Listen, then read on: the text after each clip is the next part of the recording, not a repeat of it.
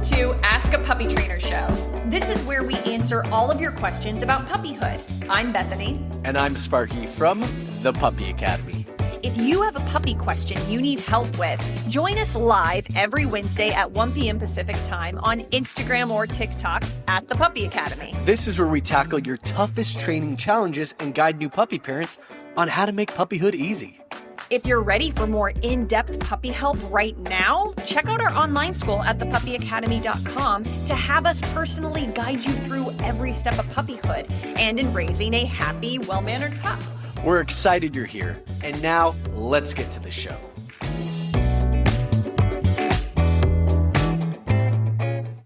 All right, everyone. Welcome to Ask a Puppy Trainer Show. I'm Bethany. This is Sparky. And this is...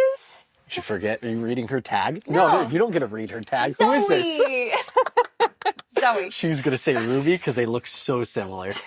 This is episode 209. She's so cute. She's a little nervous too, so we're doing some shoulder rubs. She's on vacay for a while. Oh, she's on vacay? From vacay. Yeah. Oh, she came back feeling real relaxed. She's so cute. Real relaxed. Okay, everyone. So you know the drill. If you have a question, put it in the comments below. We need the age and breed of your puppy or breed mix because we do have very different advice depending on the age of your pup. So we do have a few that were sent in that we can get started with. And this is a returning person from the previous week.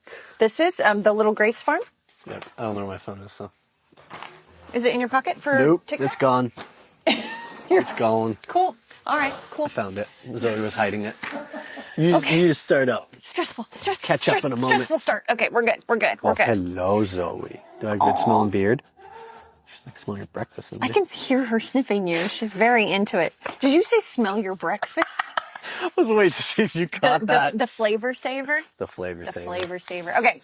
All right. The Little Grace Farm says, Dash, 14 weeks old. Do you put straight back in crate if the pup poops, but doesn't that time? Oh, if usually poops, my bad. You wrote it fine. That was my fault. Usually poops, but doesn't that time. Yes. Or if I've got 5 minutes, I'll do a little bit of the relationship game for a 14-week-old.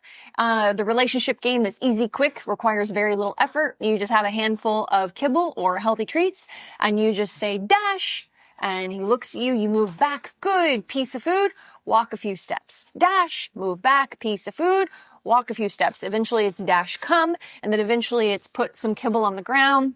When he eats the last piece, you know, you can get more distance. You can do this in the yard or in the house. You got more distance.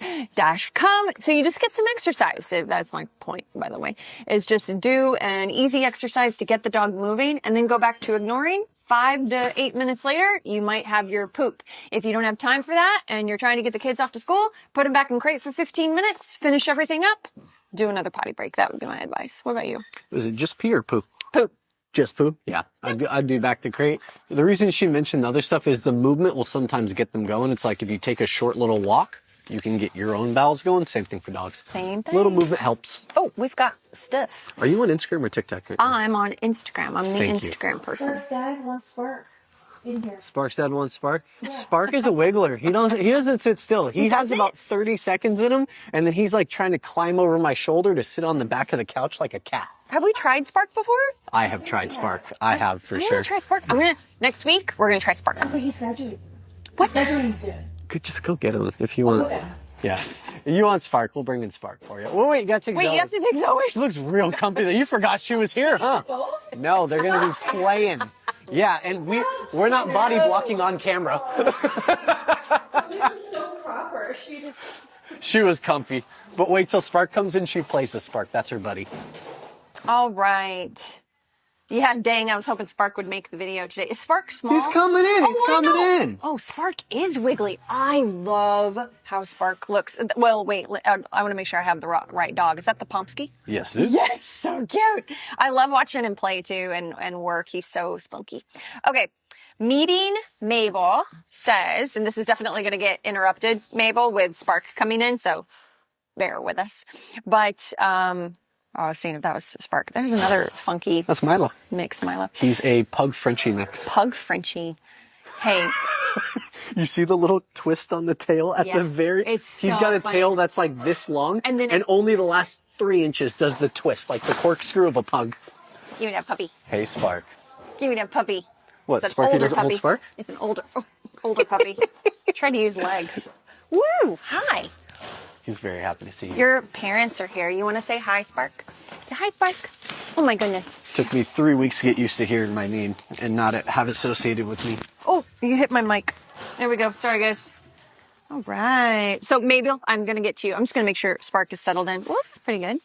All right. We'll see how long it lasts, like Sparky said. Sparky says Spark won't last. We'll see. I'll work some of my magic. He's looking pretty happy right now. All right. Mabel says Sprocker. Excuse me, not a cocker. Excuse your language. What am I saying, Mabel? Sprocker. Okay, what is that? What's a sprocker? Springer Spaniel or Cocker Spaniel? Springer Cocker Spaniel. That sounds like a nightmare. Like a nightmare. That sounds like a lot of energy. That's like having a Spark and a Sparky in one house. It's like stubborn little dog cuteness mixed with wild hunting dog. Like a Springer Spaniel too? Jeez. Oh yeah. Okay, 14 months old, so we're talking about a little over a year. This is why context of age is so important. And best way to... What are you doing? He's hugging your arm. He's hugging me. He's trying to push away. My little dog Happy used to do that. Best way to stop her pulling. All right. Mabel says yes. All right, Mabel. Oh, I think I can kind of see the photo. What do you walk your dog on? 14 months old. Where are you going, Spark? What do you walk? Will you let us know? What do you walk your dog on? So 14 months old, I would definitely want some leverage. So even if I am into very much like positive reinforcement culture, I would combine it's going to say harness, I think. Harness, yeah. What? Where are you going? Pretty normal to get pulling with a 14-month-old on harness. Do you see this little thing? Pretend this little, Mabel, look at this little thing. Pretend. Like clockwork, he does it. Pretend this little thing has like 30 pounds. I'm dying. 30 pounds on her. Him, her, him. It's a him. Yeah, pretend it's got like 30 pounds on him. I mean, that's what they're designed to do. They're designed to pull. I don't just mean because she looks like but a only husky. if they're on a harness. Yes. Because that's literally what they're trained to do for their task. Didn't their you job. pick up on the Husky Association? Yeah, but I was trying to really emphasize it.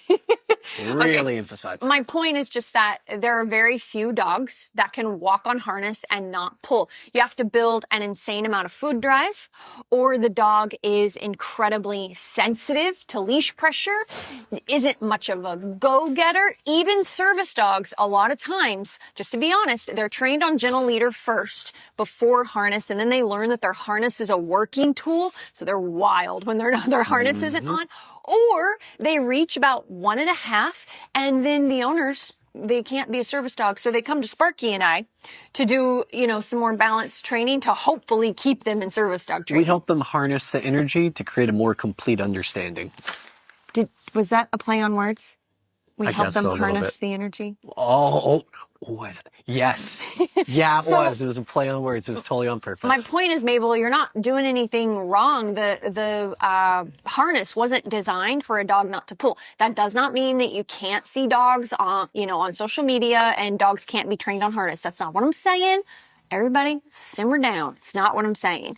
But I am saying it's much harder. It's got to be a combination of a skill set designed with the right temperament of dog. So for me personally, I would probably go to a harness slip leash combo, and I wouldn't try to do like a million different leashes. I'd get a leash with a double clip on the end, so a clip for the harness and a clip for like a martingale collar, or even clip on the end of a slip leash, like a short clip, just so you have more navigation. So that way I can take the slip lead side and I can actually turn my dog's head and I have control. And then I'm going to have food waiting for the dog on the back end. For me personally, if I was working with a 14-month-old dog, like if you showed up and I did an owner lesson, I'd put them on slip lead. I'd probably teach you how to do like a slip lead harness combo, just to start with and see, what you like. But I would be doing pressure up, inside turn, pressure up, inside turn the moment they got ahead of me at all.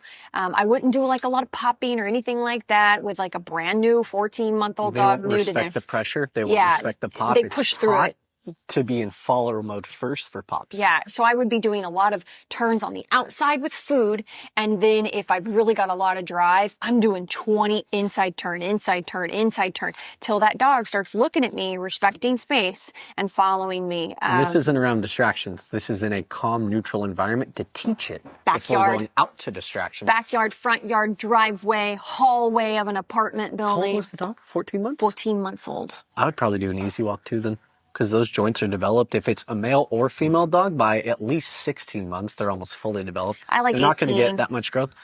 I gotta be honest, if I'm getting yanked around, I would probably recommend Bethany doesn't, because she usually recommends it at 18 months. But I think if I'm really getting pulled hard and I have the combination of the slip lead for my up pressure for turn-ins, and I have the other harness is a front lead harness like an easy walk. So it's going to go up the side of the chest and neck. So when he pulls and you do a turn left, it's going to turn him towards you. Yeah. If you lift up and turn right, you won't really engage the easy walk too much, but just enough to kind of pull his legs in a little tighter, because that's how the easy walk works. When dogs pull and you brace and stop, they pull, it pulls their right arm, because I'm on the left side, it pulls their right arm in slightly and forces them to turn. If they don't turn, it crosses their feet and they just can't really walk, because it's a front chest harness. The reason Becky's not a huge fan of it, I'm going to mention the whole thing. Okay, I'm still going to have something else to say. You should still. At 18 months, dogs' joints are fully developed. I'm a believer Large that... breed, 24. Is it really 24? You're talking giant Large breed. No, you're talking giant breed. I don't know. No, Large she's talking breed. giant breed. Is Roddy a giant breed? Honestly, they can be. Anything over 100 pounds is considered giant. Whatever. We've trained enough Roddies over Okay, 100 would you pounds. get to your point? I lost it. You interrupted me. Why does Bethany prefer to wait for front clip harnesses if you're even going to use them? Joints. The joints develop as dogs get older, so when they're growing, that's when they're most susceptible. Like, we really, really don't recommend doing any kind of easy walk with a growing puppy, because when they pull hard, they're not pulling gently to kind of test boundaries. They're lunging to get to the dogs and the people. So they're doing hard crosses, which can kind of break down the cartilage in the joints. So that's just a study that we looked at. What? Which leads me, can I have my point Oh, now? Bethany, please? go. What do you want? Which leads me to my next point. I got nothing. First point. I got nothing against front clip harnesses for people who use them as training tools, not as the trainer. So let me explain what I mean. Just like gentle leaders. I have videos on gentle leader. I got nothing against gentle leaders. But there comes a point, sometimes, not always, but sometimes, when you've been on gentle leader or you've been on a front clip harness for a year, 2 years, and nothing has actually improved with the dog's behavior, you just have more control. So what I mean by that is the dog is still digging in and you're just twisting and twisting and twisting. You're not teaching pressure off. Yeah, you're not actually improving your dog's behavior. You just have more leverage. And so what happens, in my experience, long-term with gentle leaders and front clip harnesses, even if the dogs are fully developed from that, structural standpoint that we were mentioning, they will still have issues in 4, 5, 6 years. And then you wonder why your 8-year-old dog is like having shoulder issues, or even sooner, having shoulder issues and having really bad arthritis in the front. That's because it's possible you were using the tool just to manage your dog rather than actually, this has nothing to do with Mabel. Sorry, Mabel, this is a tangent. Rather than actually using the tool just to build some leverage to get more control. Okay. The negatives of both tools is, for gentle leader, it's usually cervical spine injuries, because when dogs lunge and we hold, brace, or step back, they whiplash their neck because it forces their whole body. It forces the neck to turn and their whole body whips around. That pressure goes somewhere. I used gentle leader for the first year. I wasn't great at introducing it. I was still kind of new as a dog trainer with my own dog. And my dog had cervical spine issues at 7 years old. The vet said it could have been from jumping out of the car, which, yeah, she did her whole life, and jumping off my bed. She also happened to mention there's this little thing called a gentle leader. And I said, yep, I got you. Understood. And I think that was honestly it. So sorry, Mabel, this has nothing to do with you. We went on a tangent, but just so some people are kind of aware of tools. Yeah, use tools. They're really important. in our opinion, training tools. As training Leverage. tools, not as the trainer. And so whatever you decide to use, Mabel, I know we went off on a tangent. Do you remember what we said in the beginning? Spark's doing really good. I know. Spark is so much calmer than he was. And you know what? We lost our small dog about a year ago. And so I'm really digging this dog right here. So if Spark's family... This is her like type of breed too. If Spark's... Yeah. Working breed. If Spark's family, you know, is just having any second thoughts on the dog... They're not. That they got... They're not. They go to Pomsky meetups. I'm not kidding. I'm not kidding. He told me about one like a month ago in their second lesson. No chance then. Then I might just have to head to my car real quick. You won't make it because you got 4 girls in there that are going to fight you for him. Gosh, this dog is freaking adorable. This is not the same dog I worked with a couple months ago. Jeez. Okay. Which is good. That's kind of the whole point. Part of it. Kind of the whole point. But anyway, Mabel, I hope we gave you some things to think about. It's about finding something that gives you more leverage. We like something around the neck typically. And, and then just see and building a little bit of food drive. I don't want to make your dog crazy food driven, but building a little bit of food drive. Laugh out. Jesus, Wow. that was a Bronco meetup. It's a It Bronco was a meetup. Bronco meetup. Sparky's brain. Oh my gosh. I heard meetup and he was holding Spark in his arms. I made the connection. Hey, Wow. I actually kind of like that more. What was the Bronco You meetup like? demasculated him and he's like, I got to get this in here. Which part? The Pomsky meetup versus Bronco meetup is a little different. I don't know, man. He took the Pomsky with him. So, I mean, he had Spark, he had the Bronco. I mean, it could have been either one. I'm guessing you got a lot of attention having Spark. Yes. It may have converted to a Spark meetup. Oh my God. I'm just saying. That you just went a whole nother direction. You can't embarrass me, Bethany. You can't embarrass me. Mabel, do you need any follow-up or any clarification? Please put it in the chat and we'll get back to you. We're going to move on. She forgot her question. We talked 30 minutes to answer it. She forgot what the original question was. All right, why don't you do one of those? You want me to do it? Because they're long. I know. No, I should skip this one, Millie. No, do it. But I'm not going to. I have an 11-week-old Italian Greyhound. I don't even have to read the rest, but I'm going We already to. knew your issue. Yeah, so Italian Greyhounds are the tiny little ones, just for anyone, right? Yes, okay. Who has a short attention span? Yeah. Doesn't seem that food motivated. That's kind of hit or miss when it comes to training. Any advice for how to train a distractible, non-food motivated puppy with God, it's like I'm looking at Pippa all over again. With sticks. Sticks for legs. It is harder. Like, it is definitely harder. Some of the temperaments of Italian Greyhounds. You definitely need more patience. You gotta have some food drive. Like, you gotta build some food drive. So one of the ways that we build food drive is we spend 3 days, and we're super strict for 3 days, that they're 11 weeks old. Yeah. That their 3 meals are hand fed. And that could be through the relationship game, which I mentioned at the beginning. If you see this recap, it's the first question. I just went over it really briefly because you can do handfuls of food, 5 minutes, 10 minutes, you're done. And that could be 2 of the lessons. And then the third lesson is much more complex, where you're like, sit down, come, place, all the good stuff.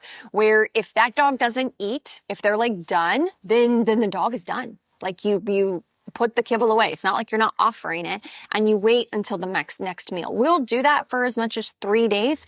I am cautious with Italian Greyhounds doing that. I have a solution for that cautiousness. And I would not do it more than 3 days because they are genetically skinny and typically need more food than other breeds. But if your dog is a good weight, you can go as much as 3 days as doing that, and see if you can change the dog's mindset about working for food. Now, hold on to that because I got one more thing just to tie this up. That's the whole thing, is that we have to change the way the dog views food and that they're working for food. That's why it's got to be like 3 days in a row. All 3 meals are interactive, hand-fed, not out of a bowl in some way, shape, or form. So you got to commit to that. Quick trick for an 11-week-old, and this breed especially, I do this with like Shih Tzus, Chihuahuas, Italian Greyhounds, is I let the food sit in a tiny bit of water for 5 to 10 minutes, depending on the kibble. So it's just a little spongy. And if you've got to wear gloves because it's weird, fine, whatever. But I get it is my point. I've seen trainers with gloves all the time. I laugh at them, but I do see them. I wear gloves. Oh. I got a texture thing. Yeah, that's slam. So anyway, you're one of them. So anyway, till it's a little bit spongy and it makes it so much easier for the dog and it entices them more too. When they're 11 weeks old, a lot of times that's what it is. All right, what do you got? Italian Greyhounds are tough. They are tough. Lots of patience and it'll take longer and that's okay. I've done the 3-day thing. I do a lot of private training separate from Puppy Academy. You do? I know. So I've done the wait 3 days and see if they'll eat in that time. And then I was finding that the dog still wasn't. So, owners feel bad. So they keep going back to giving food. Yeah. But it was like a vicious circle. They never got the dog to take food during training. And it made it so we required training tools to work the dog because it wouldn't follow anything else. It's not the right way to go. I introduced something called NutriCal, and hold your thought, reserve that thought, because I already know what you're thinking. It's dog crack. It's basically just pure protein, calories, nutrients. It's really, really good for them, but it's crap when you open it and give it to them. They don't want anything else. So it also causes diarrhea. Yeah, well, you have to do a very small quantity. Yeah. So you actually have to sub out some kibble for it as well. If you use an actual portioned out amount, it replaces a portion of their meal. But what I do is I just take maybe a pinky nail's worth. That's it. I put a small bag of kibble, whatever meal I'm gonna feed them. I put that inside of a bag, and I take that little smear and I put it on the side of the bag. I blow air into the bag, and I just shake up the kibble within the bag, and it spreads all that NutriCal around everything. And then I take the first piece out and I smear the excess from the bag on that first one. This is a good tip. You could also leave it in the fridge overnight. That works too, yeah. And then I give the first piece. It's like crack to them. Their eyes wake up, their head perks up, their ears go forward. You get drive, probably you haven't seen yet except for little critters outside. And then you do your relationship exercise. That's a good tip. Teach and come, name recognition, That's a good one. back a few steps.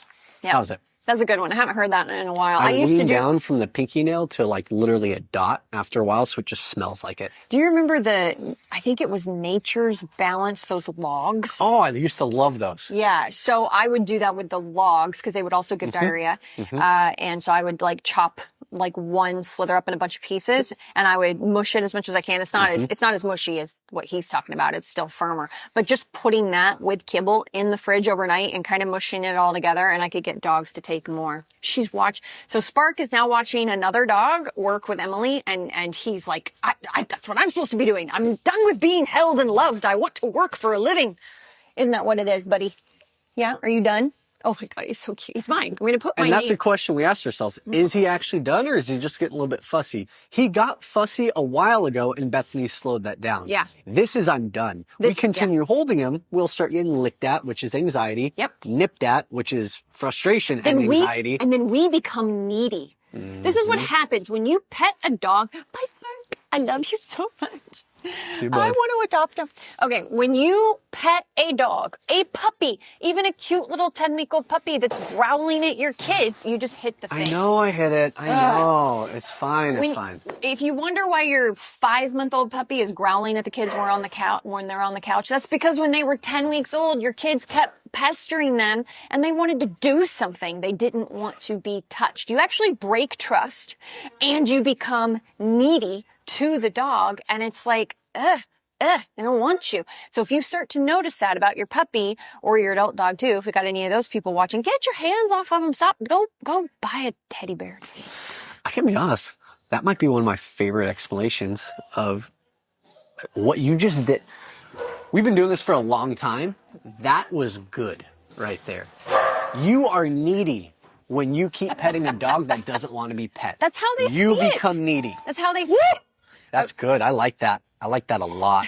That resonates. I've got a family member who's never going to see this, and they'll know. Send it to them. They'll know who they are. They always wanted Happy, my little dog. She's passed away now, and she was a little insecure, a lot insecure with new people. Even when she was a cute little puppy, and she was adorable. She was Spark level adorable. People used to think she was a stuffed animal until she moved, and so she would always I want her. And Happy, my dog, just knew it and avoided her for 15 years. Good. I mean, yeah, it's like they know if you're like all needy and they're just not in the mood, they know. And Happy also had a strong work drive too. And she would reach a point where it was like, ew, what? Why are you touching me? Let's go do something. And so just recognize that in your dogs, guys. And that's why puppies start to growl at kids and all that stuff. Puppies can't tell you no is no. So when they push you away, when they start licking at your hand, they start nibbling at your arm, that's a no is no. That is them saying that you're making me anxious and I should be doing something else. And it could be they like it and they're just overstimulated. It could be some other reasons, but I know Spark. And if Spark is like, I'm watching my trainer train someone else and that's what I want to be doing. Get off of me. Stop touching me. It's like you gotta respect that. Yeah, you gotta respect. Oh, you become the obstacle. There's another Jen. Ooh, all right. There you go. Oh my goodness. Okay. We are done. Well, wait. That was such a good one though. Oh, did we finish the question? No. Or did we just kind of, no, we have Mickey. Yeah, we finished it. We did? Yeah. Non-food motivated puppy. Oh, and when you finally get your puppy taking food, well, we never actually told them what to do when the puppy starts taking food. Train them. Don't hold duration with their commands. So when you do sit, it's not sit, good, stay, good. It's sit, break, food. Sit, break, food. You want to move fast with your puppy for the first 5 minutes to build up that, like, you're almost like using the energy, the excess they have. And then when they start kind of slowing down just a fraction, slow down with them. And eventually it's going to turn into sit, break, sit, good. You should be building, you should be building to that by the end of your first session. We don't mean go 5 days. All of our day one dogs get to that by the end of their first session. Yeah. We don't mean go 5 days with only feeding on the release word and doing fast repetitions and not asking for duration. What do you mean? You don't want a crazy dog? Yeah, that's how you get a crazy dog. And so anyway, just remember that's what we're building to the very first session. And then if a distraction pops through, say the kid runs through or asks you a question and the puppy can't hold it anymore, then you do like 3 quick releases, sit down, break, sit down, break, sit down, break, feed on the break or the yes or whatever it is you choose to do. Feed on what they're good at. And then go back to soloing it down. All right, everyone, we'll let you go. Have a great week and we'll see you next week. Thanks for tuning into Ask a Puppy Trainer Show. We hope you found some advice that you can use to help make puppyhood a little easier. Don't forget to join us live every Wednesday at 1 p.m. Pacific time on Instagram or TikTok at The Puppy Academy. This is where you can get a chance to ask your burning questions in real time. And if you want even more puppy guidance, visit our website at thepuppyacademy.com for info on joining our online puppy school. If you enjoyed today's episode, please consider subscribing to our podcast and leaving us a review. These reviews let more people find us and supports us on our mission to help as many puppy parents as possible around the globe. Thanks for listening, and we'll see you in the next episode.